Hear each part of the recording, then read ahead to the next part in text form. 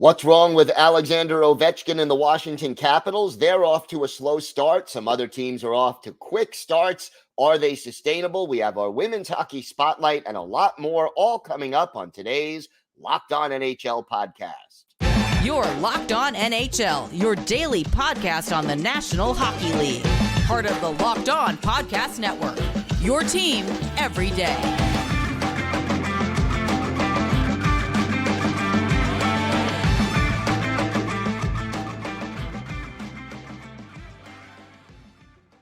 And welcome, everybody, to the Friday edition of the Locked On NHL podcast, part of the Locked On Podcast Network, your team every day.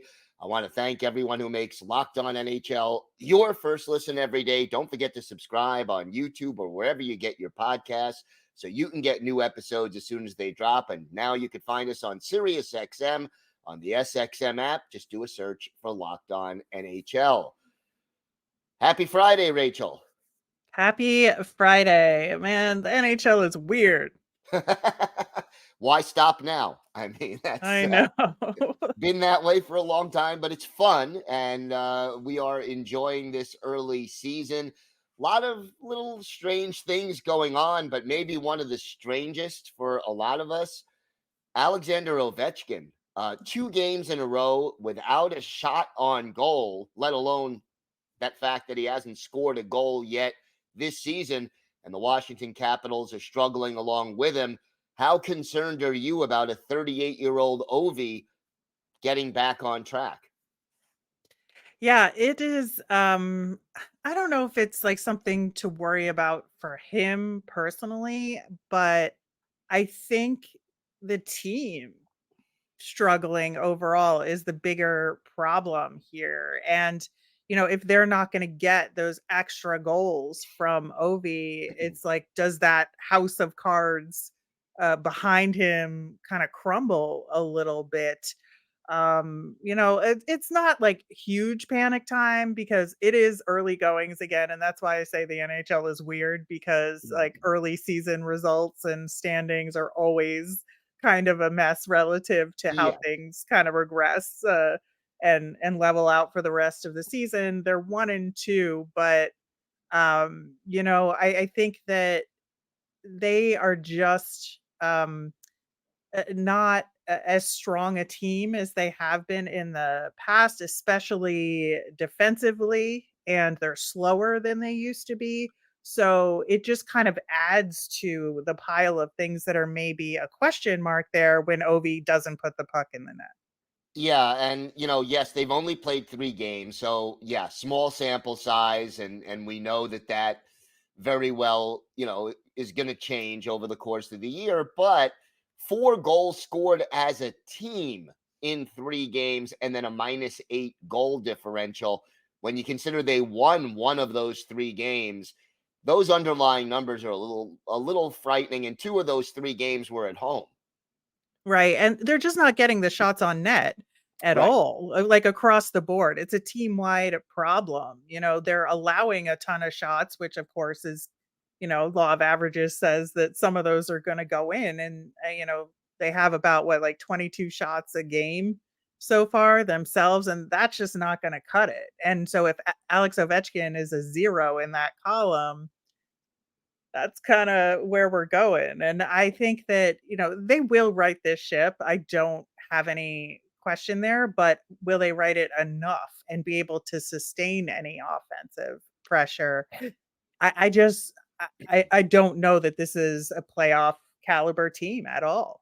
No, it doesn't look that way based on this early first 3 games. But look, there's still 79 games left, so a lot can change. But the shot situation with Ovechkin, in his entire NHL career, he has been held without a shot just 19 times, and now it's happened in the last 2 games in a row. That's statistically very, very unlikely. Yeah, I would say so. While Ovi is struggling, Alex DeBrincat is off to a pretty quick start. And in his first 4 games with his hometown Detroit Red Wings, 5 goals, 8 points, and a +3. He's got 13 shots on goal in those 4 games, sort of the opposite of what is happening to Alex Ovechkin. Yeah, I do think this is an early season honeymoon phase bump for him. I think Alex DeBrincat is an excellent player, and he will be a good contributor this year for Detroit, and I think he will score a lot of goals, like, without question.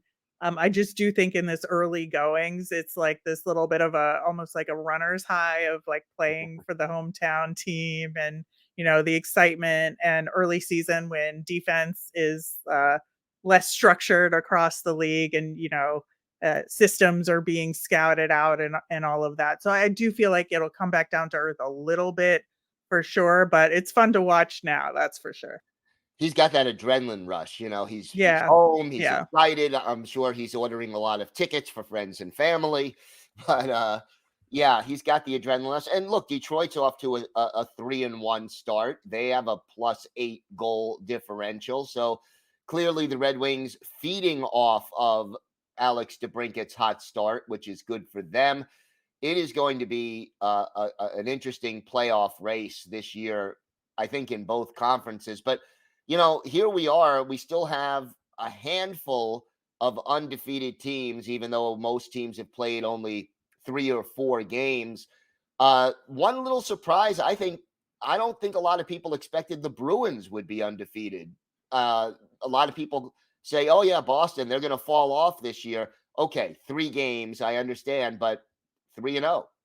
Yeah, I think that, there's a lot of pressure on them this season with all the changes on the team. And, I think that they just are a team that goes to work, right? And gets it done. And that's the work ethic that they have as an organization. And, getting off to a good start was really important for them to prove that last year wasn't a fluke. Yeah, so a good start in Boston. I don't expect them to maintain that record-setting pace they had No. a year ago, but an encouraging early start. And then my New York Islanders also unbeaten. Granted, they've only played 2 games. They have a back-to-back coming up this weekend, which we'll talk about a little bit later in the show. But the thing I like about the Islanders start, they're winning the way they need to win. 3-2, 1-0, low scoring. Defense is disciplined. Sorokin is playing solid in net. And, they're doing the things they need to do to win their way. Probably not exciting some folks over at TNT, but, you know, getting the job done. But there are 2 teams in the Western Conference that are still undefeated, and they've been even more dominant than the 2 teams in the East. Let's start with the defending Stanley Cup champion, Vegas Golden Knights. They are 5-0 already on the season and a +12 goal differential. How surprised are you by that hot start? Not one bit. I think that this team is just full of skill up and down the lineup, and I think that they didn't make a ton of off-season changes, but have to make their tweaks as they do with their salary cap games. But I think that this team it has benefited from the wave carried from last season of winning the Stanley Cup. And I also think, that they have a lot to prove on that front, that they deserved it, and they are this top team in the league.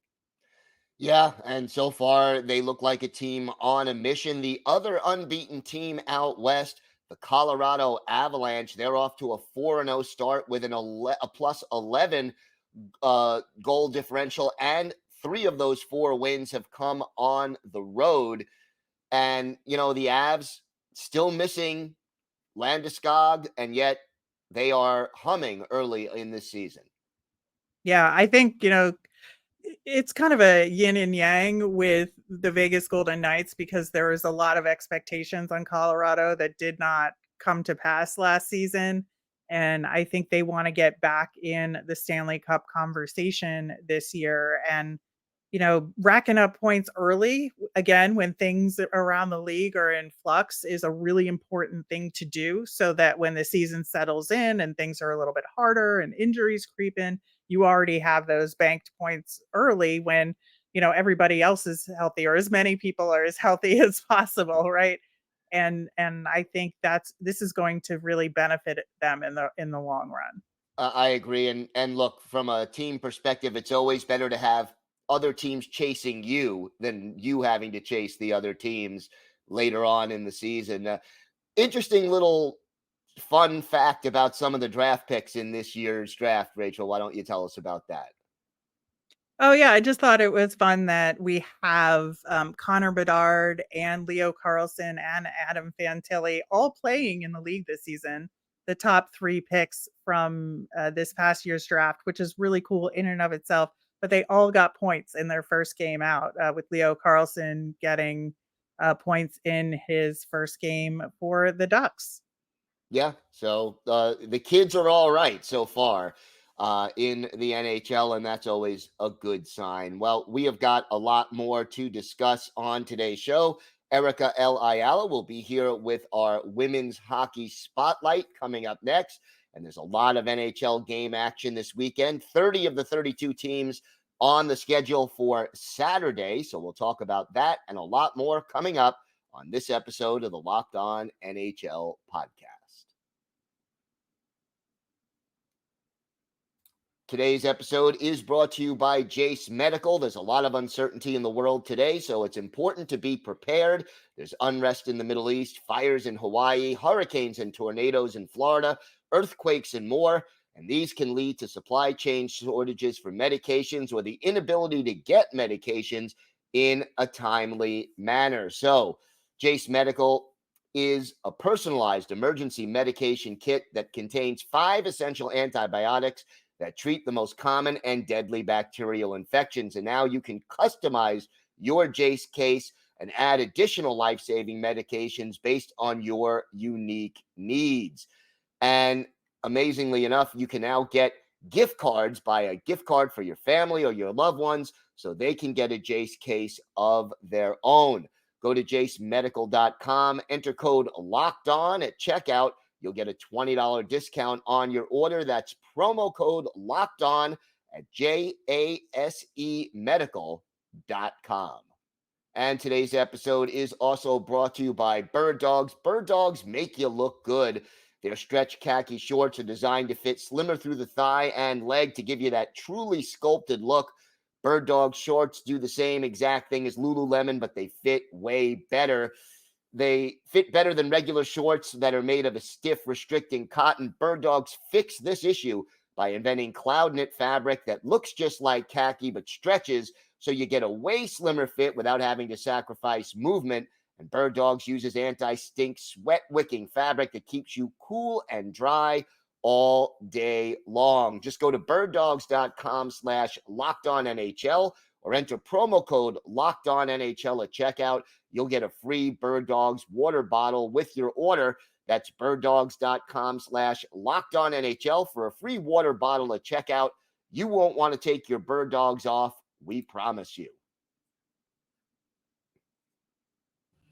Hey, women's hockey fans, welcome to another Women's Hockey Spotlight on the Locked On NHL podcast, part of the Locked On Podcast Network.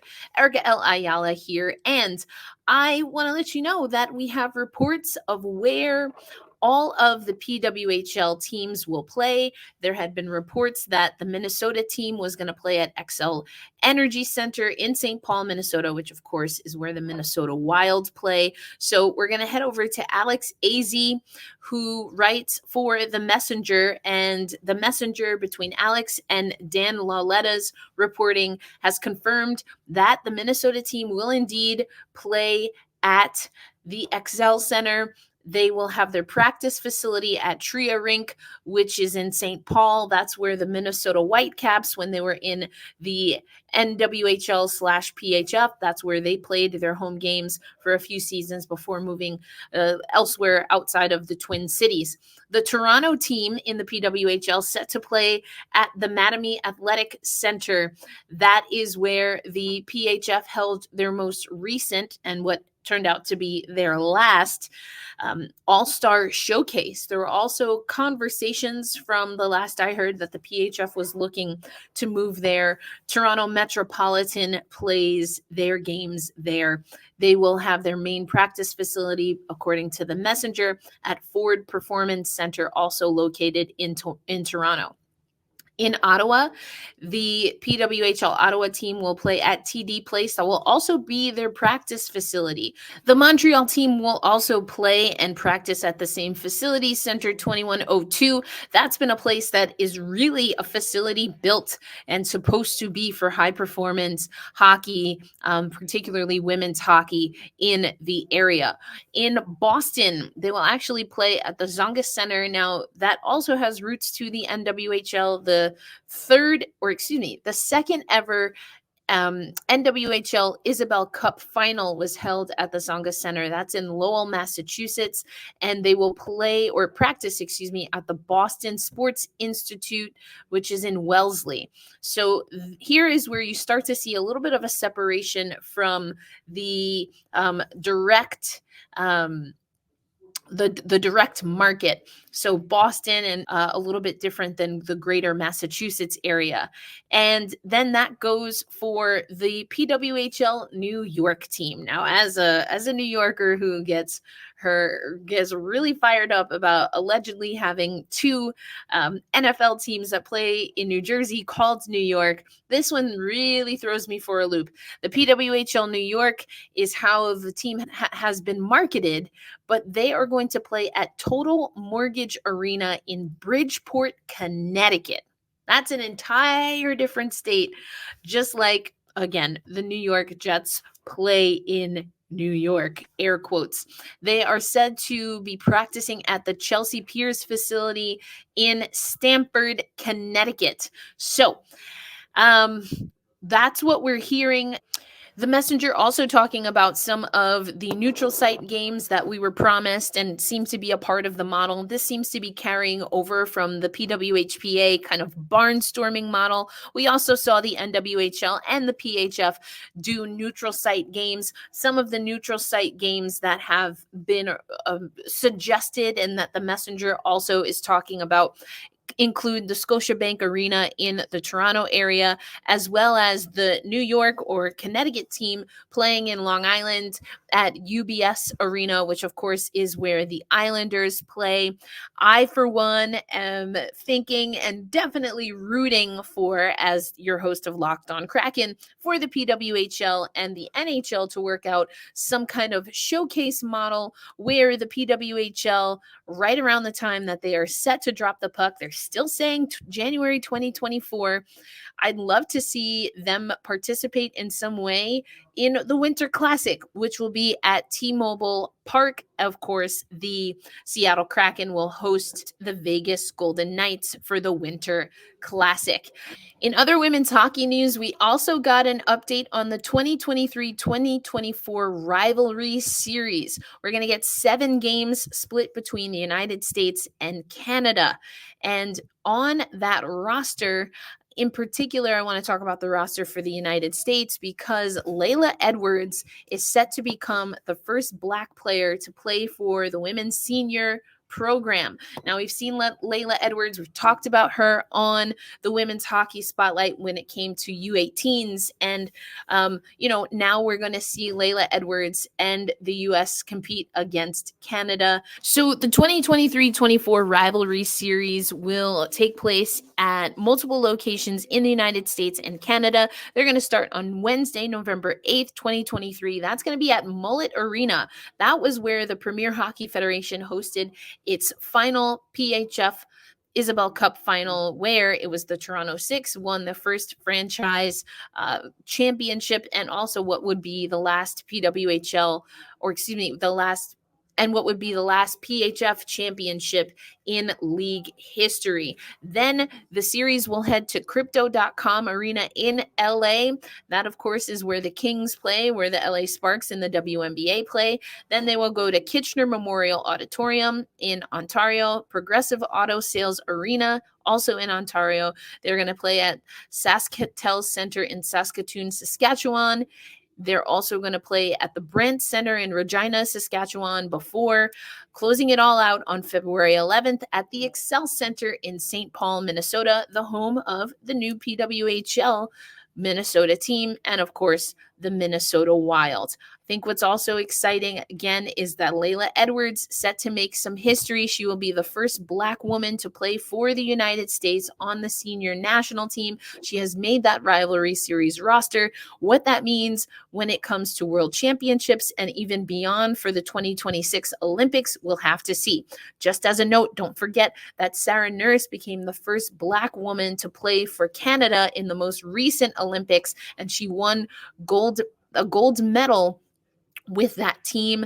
She's the first Black Canadian ice hockey player to win a gold medal with the women's national team. We have had Black men play for either the United States or Canada at the Olympics, but never a woman. Sarah Nurse becoming the first woman in Hockey Canada history, and the United States still waiting for its first Black woman. Of course, Abby Rock became the first Indigenous woman to make that national team, has been a mainstay there, and now will be one of the players, effectively a franchise player for the PWHL New York, who will be playing, as I mentioned earlier, in Connecticut. Well, that's the Women's Hockey Spotlight for this week. Thank you for joining us, and we'll catch you next time with more PWHL news. We'll get into the rosters a little bit as training camp gets started and get you ready for everything that you need to know about the season.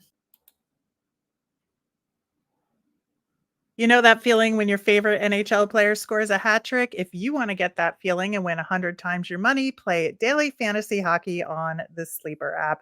To have a chance at winning big, you need to play daily fantasy hockey on Sleeper. It's the official daily fantasy app of Locked On NHL Network. It's our top choice for daily fantasy sports, especially daily fantasy hockey. With Sleeper, you can win 100 times your cash in daily fantasy hockey contests. You can also play daily fantasy NFL, NBA, MLB, and college football, and entries can be made in under a minute with elite players like Connor McDavid, Sidney Crosby, and Austin Matthews, plus the new kids like Connor Bedard.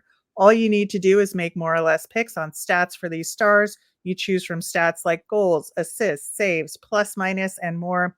You heard me, hockey fans. You can get up to 100 times payouts on Sleeper, so start paying attention and get your picks right so you can win big. Use the promo code LOCKEDONNHL and you'll get up to $100 match on your first deposit. Terms and conditions apply. That's Locked On NHL, all one word. See Sleeper's terms of use for details.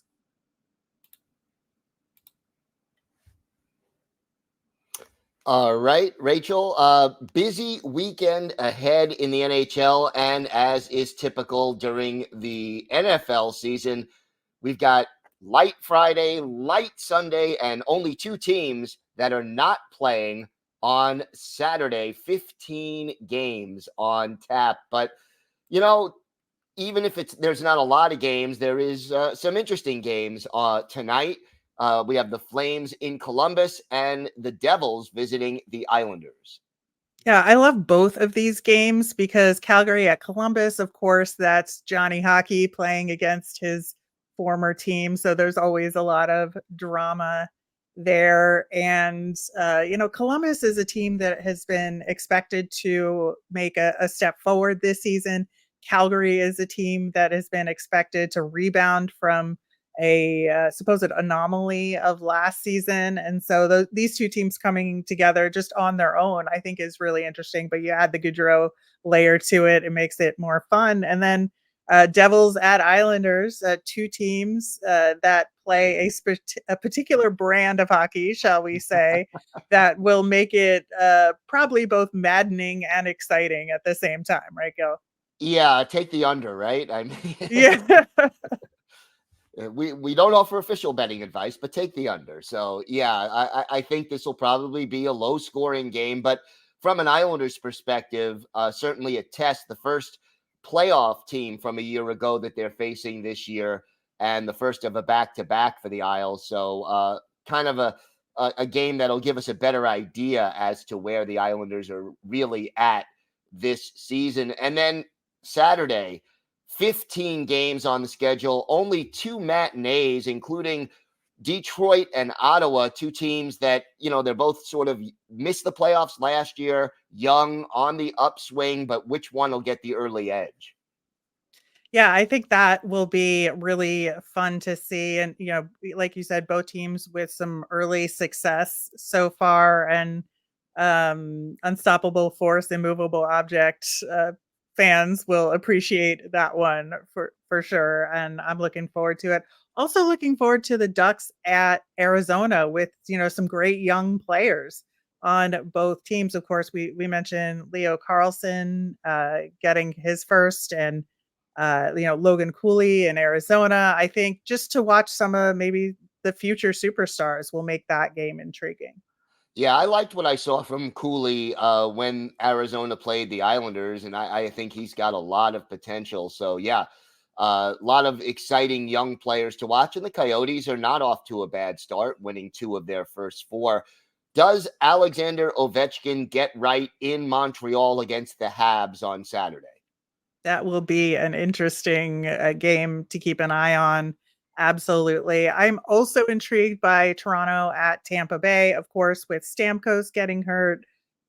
Tampa is in a bit of a struggle situation, but they're still a really good team. And Toronto, of course, has constant narrative surrounding them. And is their defense up to par once again? But I do think this will be an intriguing matchup this weekend. Yeah, I do too. And one of these teams, the narrative is going to be, we're off to a really slow start, and the other one will feel a little better Yeah. about that. How about Vancouver and Florida? Both teams 2-2 on the young season. I mean, we know the injuries to Florida's blue line. Yeah. How bad do you think they're going to struggle early on as a result? Yeah, I think that's going to be a huge part of their early season. And, they do have the goal scorers there, but it's like, can they keep the puck out of the net in their own end is the big question here. And so I think that, much like we talked about teams racking up points early in the season to cushion any potential pitfalls, like Florida, without doing that, is going to have to really struggle the later the season goes on. Again, early going, so you don't want to overthink it too much, but I think at some point it's going to be of concern. Yeah, I would have to agree. Your Philadelphia Flyers 3-1, taking on the 2-0-1 Dallas Stars. Dallas hasn't lost in regulation yet, although they have lost, but this is a bit of a test for the Flyers early on. Well, you would have said that about the Oilers too, but Yes, we see yes, how I that would have. we see how that turned out. Flyers did such a good job shutting down the Oilers that the Oilers were visibly defeated for probably the last 15 minutes of the game. It was wild. But I think that this is going to be a tougher challenge because it's on the road in Dallas, and the matchups are going to be huge in this one for the Flyers to get the right defensive units out there against a team like Dallas with, Jason Robertson and Roope Hintz. And, they just have such a strong team and depth to their lineup that I don't know if the Flyers will be able to withstand this one. Well, we'll find out. Early test there. Talk about a kind of schizophrenic team, the Pittsburgh Penguins. One game they look really solid. One game they look really vulnerable, and they're taking on another team that's sort of been Jekyll and Hyde in the St. Louis Blues. Yeah, I think, there's both teams that really have to redefine themselves in a lot of ways. And, with a lot of the changes that have happened in Pittsburgh with the new management there, it does sometimes take a little while for teams to gel. And so my supposition is that's what's happening there, and they'll get it together because they're the Pens and they always do. Only one winless team in the NHL. That's the San Jose Sharks. They're in Nashville, still looking for their first win. The Preds 2-3 in a new era in Nashville. Is this when San Jose gets off the schneid?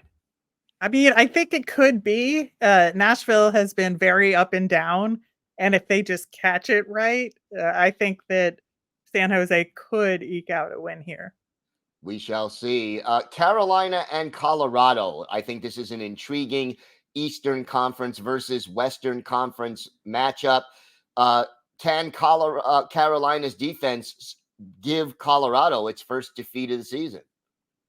Yeah, I think, many people have projected that this could be a Stanley Cup final possibility between these two teams. And just to get an early look at how they match up will be a lot of fun. Should be. The Jets and the Oilers, two teams off to disappointing starts early. One of them has a chance to right the ship, but which one do you think has a better shot at doing that? I don't know, but if the Oilers don't win this game at home, there's going to be trouble. That's for sure. No doubt. And then in the latest game on the schedule, also intriguing, the Boston Bruins heading out west to take on a 2-1-1 LA Kings team. Yeah, I think LA is a team again with a lot of high expectations there. And I think that they are going to be one of those teams that just build on success and get stronger as the season goes on. It's just taking them a little bit. And there's a little bit of unevenness there, but I think they have a really good chance in this one. All right. Sunday, only 2 games on the schedule. Calgary in Detroit and Boston in Anaheim. Your thoughts on those 2 games that wrap up the weekend? Yeah, I think these are just very odd team combinations. I think that Calgary's the one of the 2 teams not playing on Saturday, so they may have an upper hand not playing the back-to-back there. But Boston and Anaheim will both be coming off a back-to-back, so there's no advantage there either. And it's going to be a light but fun Sunday. Yeah, exactly. And should be a very interesting weekend. Well, that is going to do it for us. I want to thank everyone who makes Locked On NHL your first listen every day. Everydayers, I'll be back Monday on the show talking to 3 of our local hosts about the biggest stories from around the National Hockey League. I want to thank Erica L. Ayala for the bi-weekly Women's Hockey Spotlight. Always great to hear from her. Have a great weekend, everybody. Thanks for watching and listening to the Locked On NHL podcast.